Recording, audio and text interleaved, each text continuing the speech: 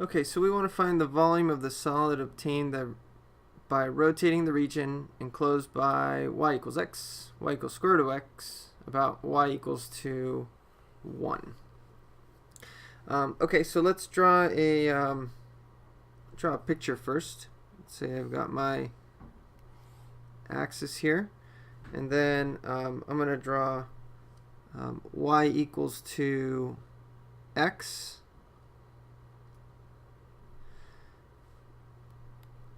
and I'll draw this part dotted because it's not going to intersect there. And then I'm going to draw, so this is y equals to x. And then y equals to square root of x. Okay, so what I'm rotating is this stuff right here. And I'm going to rotate it about y equals to 1. So 1 is actually the intersection point right here. So this is where I'm going to rotate y equals to 1. Okay, so since I'm rotating right here, remember what you want to do is make a mirror image of these on the other side of your rotation. So I'm going to do that. So that's a mirror image of this guy. And then I'm going to do the same thing for my line. Whoops. Sorry about that. My line y equals x is going to get mirrored over on this side. Okay, so then I'm going to draw a washer because that's the shape that I end up with. So if I rotate this guy, I'm going to end up with a washer that looks kind of like that. So let me just blow this up over here. So this is my washer.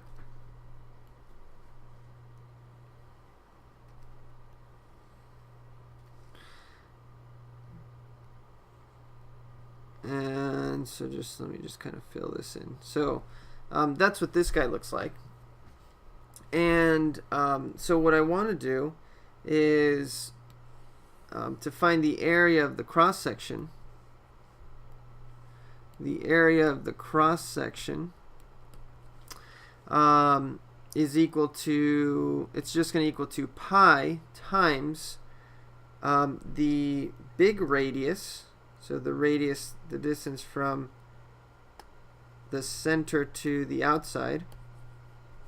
So the big radius squared minus the small radius squared. So the distance from here to, I'm just going to draw it to there. So that's going to be little r. Okay, so that's my strategy. So I need to find what those guys are. So if you take a look from the center to the outside edge, I need to find what that distance is. So it's actually easier to look at it from here to the axis, because basically, so right now I'm finding big R. So notice that from this line, your axis, to the x-axis, that's a distance of 1, because that's the line y equals 1. And then, but to find the distance from here to here, this red line that I just now drew, that distance is going to be 1, but you're going to take away this distance from here to here, which is your y value. So the radius then is just going to be 1 minus take away y. Or, in this case, this line, remember we are going to integrate with respect to x because we're moving in this direction. So it's going to be 1 minus y, which in this case is equal to x.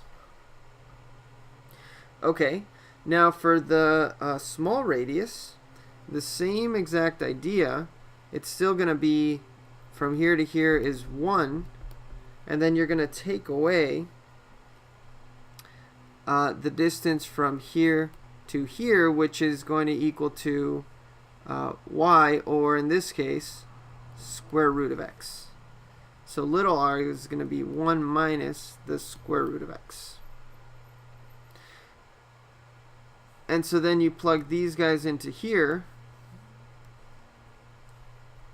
and what you get is that your area of your cross section is equal to pi times r squared, so 1 minus x squared minus 1 minus square root of x squared.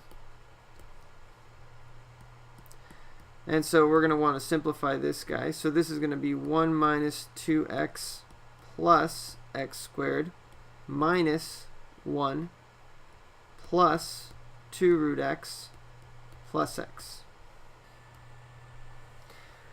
Okay, and so then this is equal to pi times minus 2x minus x, that's minus 3x, plus x squared, and then plus 2 root x.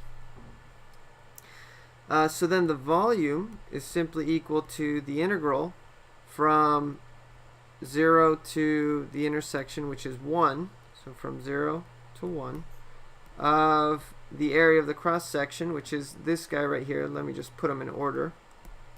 X squared minus 3x plus 2 root x with respect to x. And so if you use the fundamental theorem of calculus on this guy and all that kind of good stuff, you would get pi over 6.